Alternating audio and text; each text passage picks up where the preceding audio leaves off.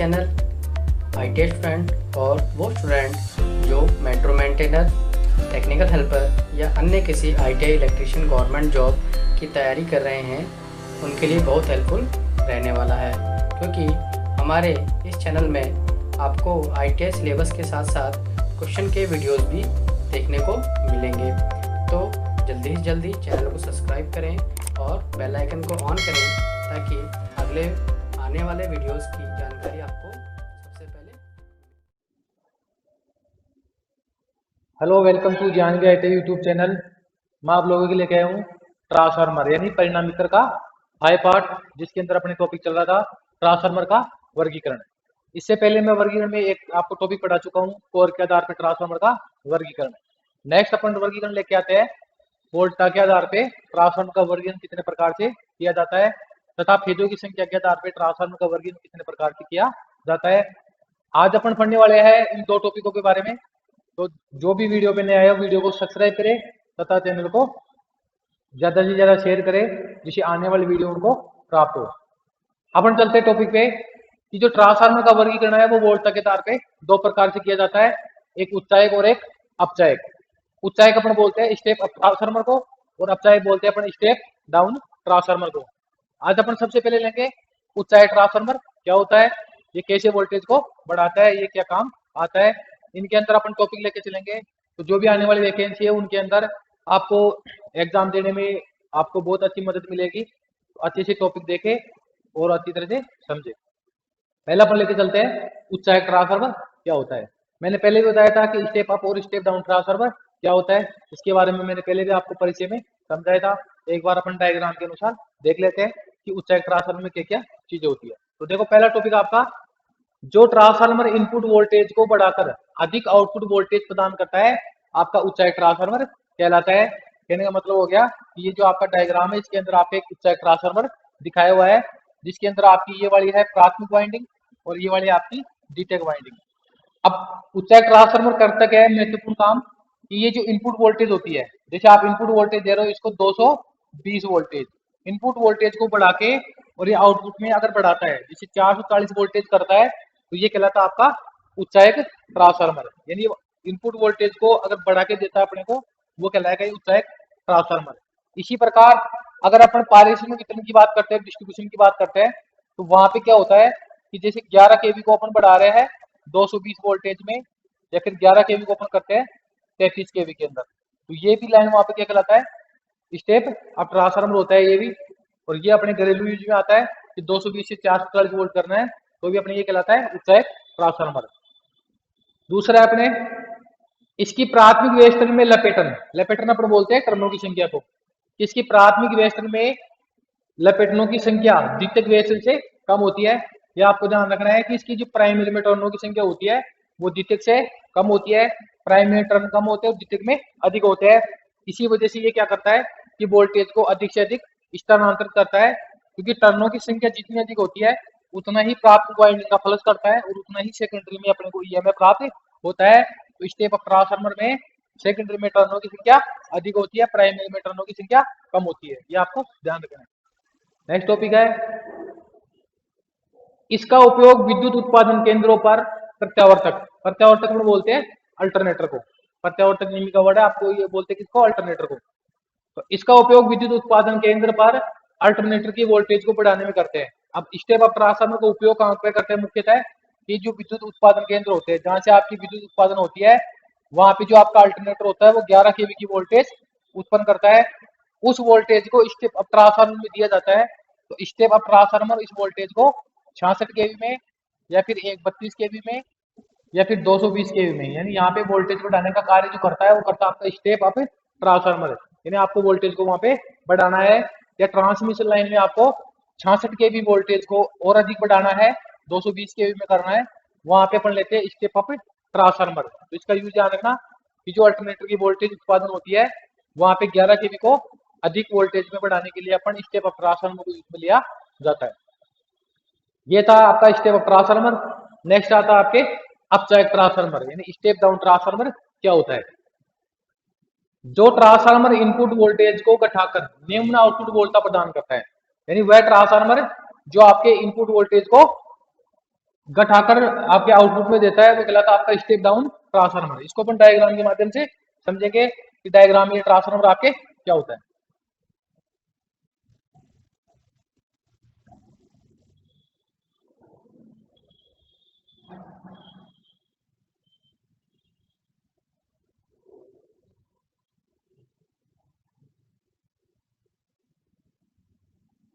ये आपकी प्राथमिक वेस्टर्न है, इसके अंदर आपके टर्नों की संख्या थोड़ी अधिक रखी जाती है। और ये जो आपकी जो सेकेंडरी कॉइल है, इसके अंदर टर्नों की संख्या कम होती है। ये होती है आपका आउटपुट, ये आपकी होती है सेकेंडरी कॉइल आउटपुट। तो ये ट्रांसफार्मर आपका कहलाता है स्टेप डाउन ट्रांसफार्मर। इसमें क्या होता है कि जैसे ही ट्रांसफार्मर के अंदर आप 11 केवी की वोल्टेज दे रहे हो, प्राथमिक में कितनी वोल्टेज दे रहे हैं अपन, 11 केवी। 11 केवी की वोल्टेज को यहाँ पे अगर ये 440 वोल्टेज करता है, यानी वोल्टेज को क्या करता है, डाउन करता है, तो ये कहलाता है आपका स्टेप डाउन ट्रांसफार्मर, यानी अपसाइड ट्रांसफार्मर। अगर यहाँ पे वोल्टेज आप 440 दे रहे हो या फिर आप 220 वोल्टेज दे रहे हो अपने घरेलू के अंदर, और 220 को अगर ये 12 वोल्ट 24 वोल्ट में भी परिवर्तित करता है, तो ये कहलाता है स्टेप डाउन ट्रांसफार्मर। तो ये क्या करता है, वोल्टेज को घटाता है सेकेंडरी। नेक्स्ट है, इसकी प्राथमिक वेस्टर्न पर लपेटनों की संख्या द्वितीयक की अपेक्षा अधिक होती है। इसके अंदर क्या होता है कि प्राथमिक में वेस्टर्न ज्यादा होते हैं और सेकेंडरी में वेस्टर्न कम होते हैं। टर्नों की संख्या सेकेंडरी में कम होती है। सेकेंडरी में टर्नों की संख्या कम इसलिए रखी जाती है कि यहाँ पे आपको वोल्टेज घटाना होता है, तो यहाँ वाइंडिंग के प्राथमिक वाइंडिंग का चुंबकीय फ्लक्स कम से कम परिवर्तित हो, इसलिए टर्नों की संख्या अपन कम रखते हैं। क्योंकि मैंने बताया था कि सेकेंडरी में जो वोल्टेज का जो मान होता है उसकी टर्नों की संख्या पे निर्भर करता है। तो यहाँ पर टर्न कम से कम लेंगे तो यहाँ पे आपकी वोल्टेज डाउन होगी, और इसीलिए सेकेंडरी में टर्नों की संख्या प्राथमिक से कम रखी जाती है। ये आपको ध्यान रखना है। नेक्स्ट टॉपिक इसका उपयोग वितरण ट्रांसफार्मर में 11 केवी को 440 वोल्टेज श्रृंखला प्राप्त करने में करते हैं। इसका उपयोग क्या करते हैं अपने, जो अपना डिस्ट्रीब्यूशन होता है, जो वितरण होता है, वहां पे जो अपने ट्रांसफार्मर होता है अपने बाहर लगा होता है, कॉलोनी में लगा होता है, वो 11 केवी को 440 वोल्टेज में थ्री फेज में प्राप्त करने के लिए किया जाता है। ये आपको ध्यान रखना है। इसका उपयोग कहाँ करते हैं अपन, डिस्ट्रीब्यूशन ट्रांसफार्मर में किया जाता है। वहाँ 11 केवी को 440 में डाउन करता है। या फिर सिंगल फेज की अपन बात करते हैं तो अपने घरेलू यूज में आता है ये 220 से आपको 6 वोल्ट या 24 वोल्ट अगर आपको लेना है तो वहां पे भी इसका उपयोग करते हैं स्टेप डाउन ट्रांसफार्मर का। लेकिन वितरण और पारेषण में करते हैं अपन थ्री फेज ट्रांसफार्मर, और अपने घरेलू में होता है single phase transformer, step down transformer. Next आपके वितरण ट्रांसफार्मर का कनेक्शन डेल्टा टू स्टार में होता है। ये क्वेश्चन आपको याद रखना है, ये बहुत एग्जाम में पूछा जाता है कि जो डिस्ट्रीब्यूशन ट्रांसफार्मर होता है उसकी वाइंडिंग के कनेक्शन किसमें होते हैं। तो आपको ध्यान रखना है कि डिस्ट्रीब्यूशन ट्रांसफार्मर होता है उसकी प्राथमिक में होती है 11 केवी और सेकेंडरी में होती है 440 वोल्टेज थ्री फेज। तो वहां पे क्या होगा, इसका जो कनेक्शन होगा वो डेल्टा टू स्टार होगा। डेल्टा टू स्टार क्या होता है कि थ्री फेज की जो प्रणाली होती है उसके जो लोड के कनेक्शन होते हैं, वाइंडिंग के कनेक्शन होते हैं, वो दो प्रकार से होते हैं, डेल्टा और स्टार। डेल्टा स्टार के बारे में अपन जब इसका नेक्स्ट लेसन आएगा अपना, उसके अंदर अपन डेल्टा स्टार के बारे में एक वीडियो डालेंगे, उसको आप देख लेना जाके, आपको अच्छी तरह समझ में आएगा डेल्टा स्टार के बारे में क्या क्या होता है। तो डेल्टा स्टार क्या होता है कि डेल्टा स्टार कनेक्शन करने से क्या होता है कि आपकी जो सेकेंडरी वाइंडिंग होती है इसके अंदर आपको थ्री फेज के साथ साथ में सिंगल फेज भी प्राप्त होता है। यानी तीन फेजों के साथ में आपको यहाँ पे न्यूट्रल भी प्राप्त होता है, जिससे अपन सिंगल फेज प्राप्त कर सकते हैं।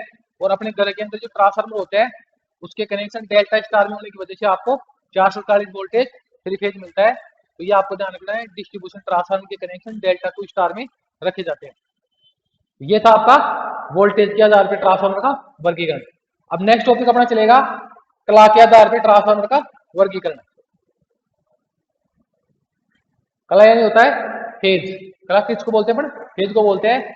तो कला की संख्या के आधार पर ट्रांसफार्मर का वर्गीकरण कितने प्रकार से किया जाता है। कला के आधार पर ट्रांसफार्मर का वर्गीकरण दो प्रकार से होता है, एक होता है एकल कला, एक होता है त्रिकला। त्रिकला बोलते हैं अपन थ्री फेज ट्रांसफार्मर को, और एकल कला बोलते हैं सिंगल फेज ट्रांसफार्मर को।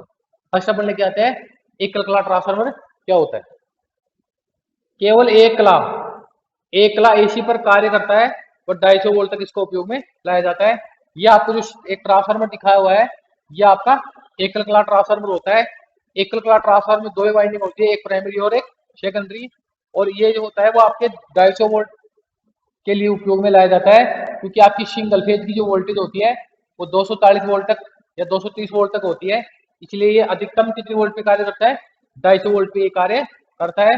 और अपने जो घरेलू जितने भी उपकरण होते हैं उनके अंदर अपने एक ककला ट्रांसफार्मर यूज में लाया जाता है और ये एसी पे कार्य करता है। नेक्स्ट आपका यह करोड़ व सेल प्रकार का होता है। जो सिंगल फेज ट्रांसफार्मर होता है इसकी जो कोर की जो डिजाइन होती है, कोर की जो पत्तियां होती है, कोर की जो आकृतियां होती है, ये क्रो टाइप और सेल टाइप होता है। क्रो टाइप सेल टाइप मैंने पिछली वीडियो में समझाया था। तो कोर टाइप और सेल टाइप होते हैं सिंगल फेज के ट्रांसफार्मर। नेक्स्ट होता है इसका उपयोग घरेलू उपकरण में होता है, जैसे वोल्टेज स्टेबलाइजर। इसका जो यूज करते हैं वो अपने घरेलू में करते हैं सिंगल फेज की लाइन तक। इसमें आता है आपके वोल्टेज स्टेबलाइजर, यानी वोल्टेज को घटाने बढ़ाने का कार्य करता है वोल्टेज स्टेबलाइजर। आपके जो घर में टीवी होता है उसके अंदर भी वोल्टेज को डाउन करने के लिए टीवी में यूज में लाया जाता है, इन्वर्टर में यूज में लाया जाता है। इन्वर्टर की जो बैटरी चार्ज होती है उसमें वोल्टेज को डाउन करने के लिए इन्वर्टर में यूज में लाया जाता है। आपकी टॉर्च होती है, फिर आपका रेडियो रिसीवर होता है, आदि चीजों के अंदर ये अपने घरेलू यूज में लाया जाता है एक ककला ट्रांसफार्मर। क्योंकि अपने घर में जितने भी उपकरण होते हैं वो अधिकतर सिंगल फेज के होते हैं, इसलिए सिंगल फेज के ट्रांसफार्मर अधिकतर घरेलू यूज में लाए जाते हैं। तो ये आपको जो डायग्राम में दिख रहा है एक ही वाइंडिंग प्राइमरी और एक ही वाइंडिंग सेकेंडरी। तो यहाँ पे आप जैसे इसको 220 वोल्टेज दे रहे हो तो अपने घर के अंदर टीवी के अंदर या फिर इन्वर्टर की बैटरी के अंदर यहाँ पे टर्नों की संख्या कम होती है, तो आपको यहाँ पे आउटपुट में 12 वोल्ट या 24 वोल्ट या 6 वोल्ट आवश्यकता अनुसार डाउन किया जाता है। और घरों के अंदर जो ट्रांसफार्मर अधिकतर होता है वो स्टेप डाउन सिंगल फेज का यूज में लाया जाता है। नेक्स्ट होता है आपके त्रिकला ट्रांसफार्मर। त्रिकला ट्रांसफार्मर क्या होता है इसके बारे में आपको बताता हूँ मैं।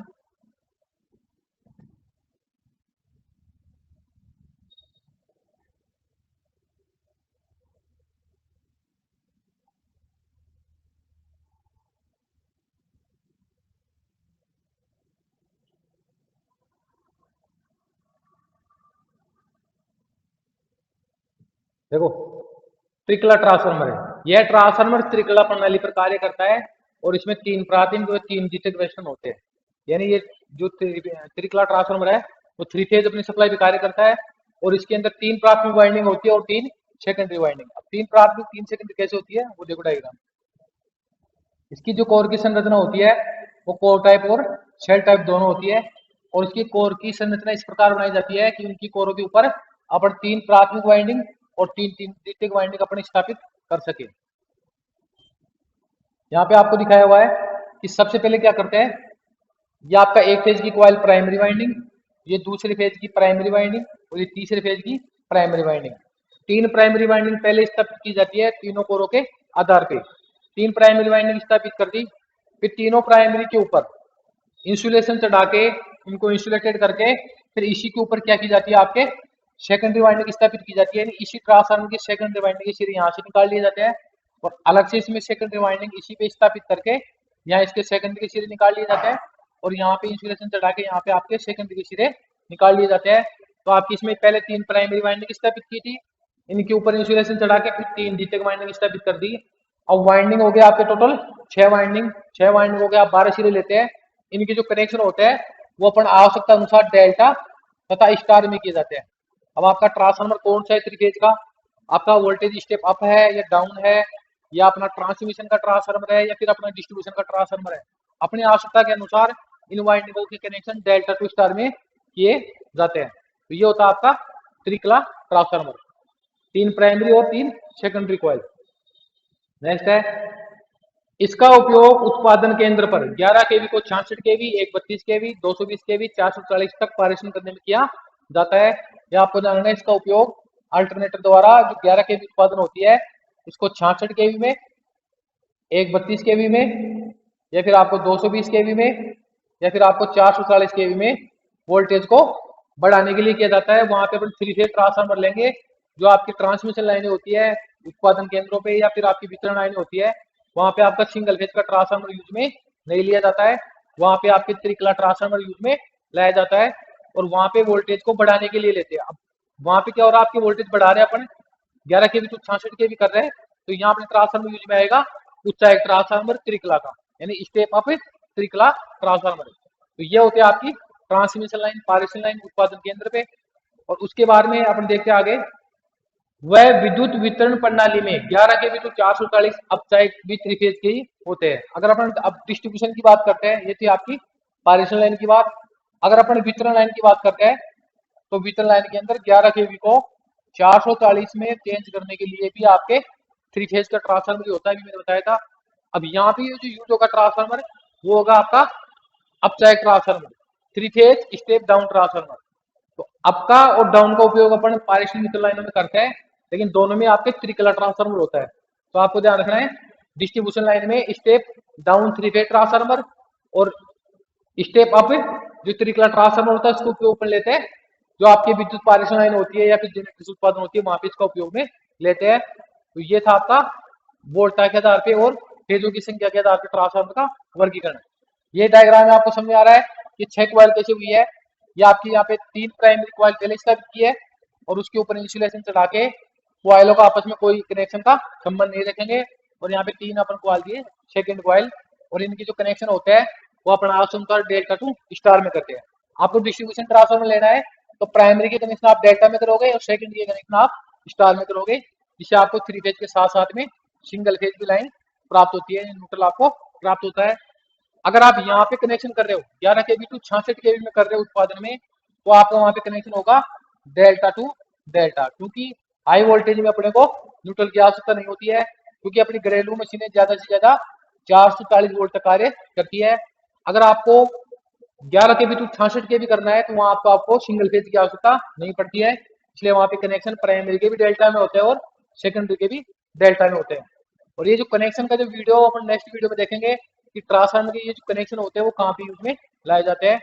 ये कनेक्शन होते हैं वो अपनी आवश्यकता के अनुसार किए जाते हैं, वाइंडिंग के पहले वाइंडिंगों को टेस्ट करते हैं, सिरों को टेस्ट करते हैं, उसके बाद में अपन कनेक्शनों को करते हैं। अगर वाइंडिंग के कनेक्शन चेक नहीं करोगे तो आपके ये कनेक्शन भी क्या हो जाते हैं, गलत हो जाते हैं। इसकी एक विधि आती है, वो अपन जैसे जैसे टॉपिक आता जाएगा वैसे अपन वीडियो में डालते जाएंगे। तो ये था आपका ट्रांसफार्मर का वर्गीकरण। अगर इस टॉपिक में कोई समझ में नहीं आता है तो कमेंट बॉक्स में कमेंट करके मेरे को आंसर पूछे और वीडियो को ज्यादा से ज्यादा शेयर व सब्सक्राइब करें। धन्यवाद।